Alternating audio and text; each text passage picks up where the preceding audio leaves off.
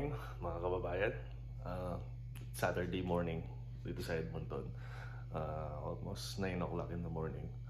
So maaga kaming nagising ngayon. Maaga pa tong 8:30. So pupunta ka tayo sa sa isang kaibigan natin sa Olds, sa Red, actually sa Red Deer na lang kami magkikita-kita.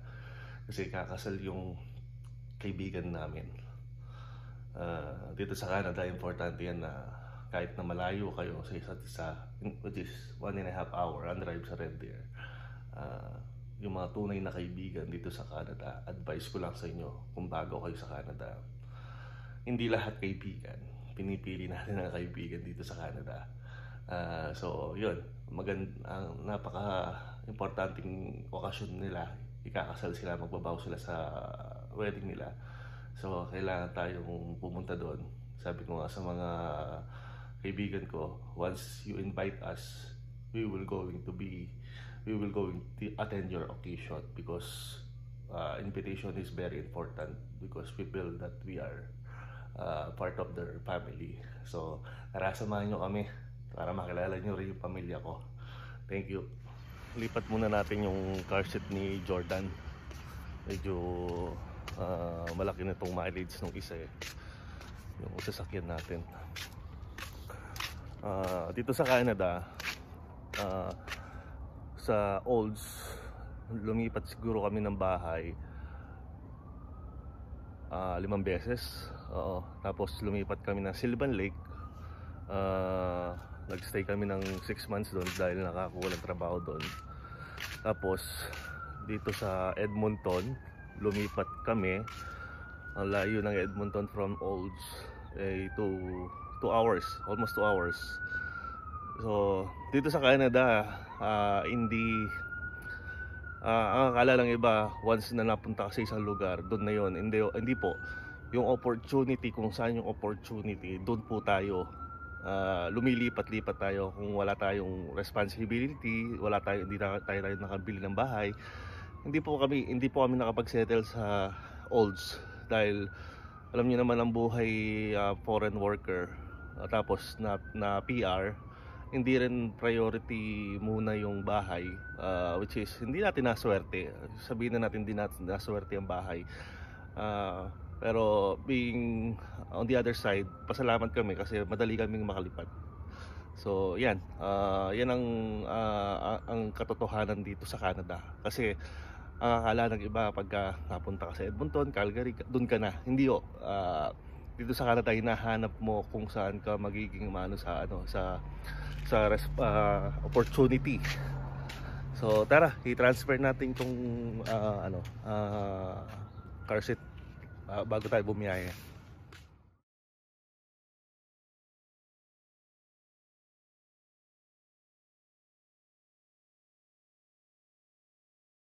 Tapos na natin na-transfer. Napaka-importante po kasi alagaan yung mileage dito sa Canada, kasi hindi biro-biro ang service dito sa Canada. Hindi katulad sa Pilipinas. Pagka nagkaroon ka ng sasakyan,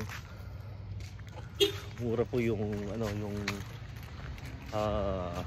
maintenance. Dito po sa Canada, mahal po. Kaya yung mga nagsisimula dito sa Canada,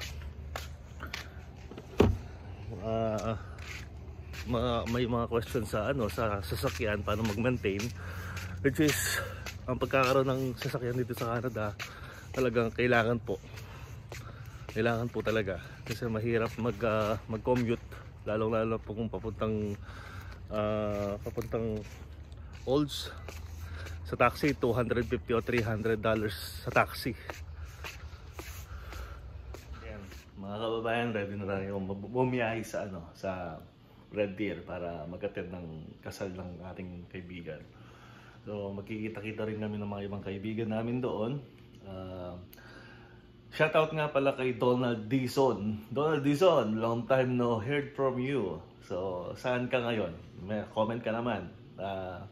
Hinihingi mo number ko, hindi ko pwedeng mabigay yung number ko dito sa comment mo.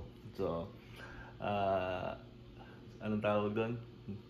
comment ka sa akin. Paano natin makakuha ang number natin para makapag-communicate tayo. So, si Donald Dizon po, matagal kong kaibigan sa Perpetual Heights doon sa Pampanga. So, yan.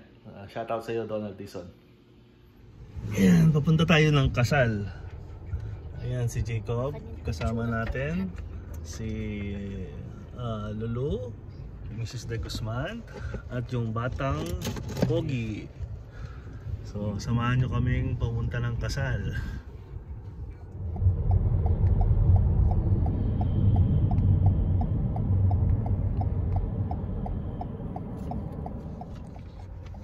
Yan. Hindi ko na napakita ang kasal kasi ano na to, madalian lang na reception ang ginawa. 2 hours lang yung reception sa buffet sa Red Deer. So, ngayon pauwi na kami. Ito si batang maliit, yan, tsaka si driver. So ayan mga kababayan, dito sa Canada may pagkakataon na makapunta sa mga okasyon ng mga kaibigan, pinupuntahan namin kasi nga nasa Edmonton na kami. Yung sa Olds medyo 2 hours din ang biyahe. So ginawa nila reception dito sa Red Deer. Of course, kahit na malayo, pagka talagang tunay na kaibigan, pinupuntahan namin. Ganyan ang buhay dito sa Canada. Kung minsan mayroon ka rin pagka may time, puntahan mo yung mga kaibigan mo na nagpapa-important, yung mga importanteng tao dapat pinupuntahan din. Pero kami kasi dito sa Edmonton, dahil lumipat kami sa Edmonton, family na talaga, kami na lang family ang namin, nakapokus kami sa family. Yan lang mga kababayan, senior ko lang sa inyo itong araw na to sa pagpunta ng Red Deer. Sabi ko nga, kasi palipat-lipat kami dati, ngayon nagsettle na kami sa Edmonton. Wala namang masamang lumilipat-lipat kasi sabi ko nga, kung saan yung opportunity, doon tayo. Hindi tayo pwedeng mag-focus sa isang sa isang place or location. Siyempre depende rin pagka kasama din ng desisyon yan sa family.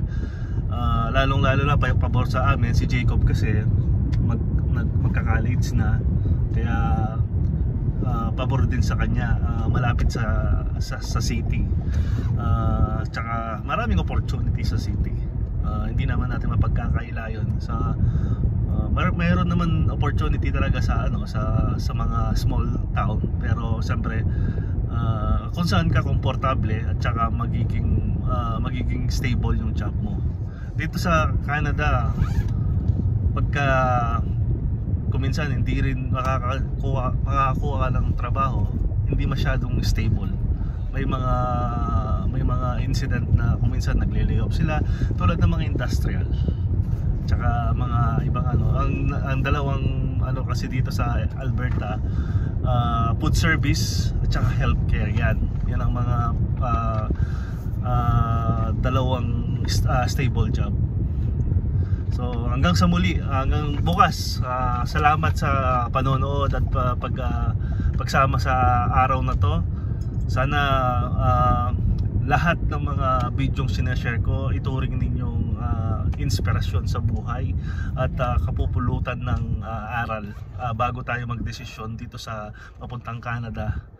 Well, maraming lugar, maraming bansa, pero ngayon pansamantala, kung nananais nyong pumunta dito as a international student, may papayo ko, huwag muna.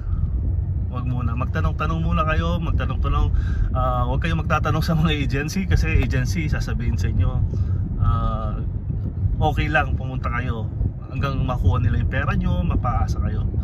So walang masama mga kababayan, basta't maghintay lang sa mga nakatakdang swerte or pagkakataon marami tayong pagkakataon, darating ang swerte sa buhay. So maraming salamat. Please like, subscribe, and share to my channel. Maraming salamat sa mga bagong subscriber. Dati 2 digit lang ang number ko, ngayon 3 digit na. Dumadami na tayo. So marami ng sana marami ako ma-inspire sa mga ginagawa kong video. Maraming salamat. God bless.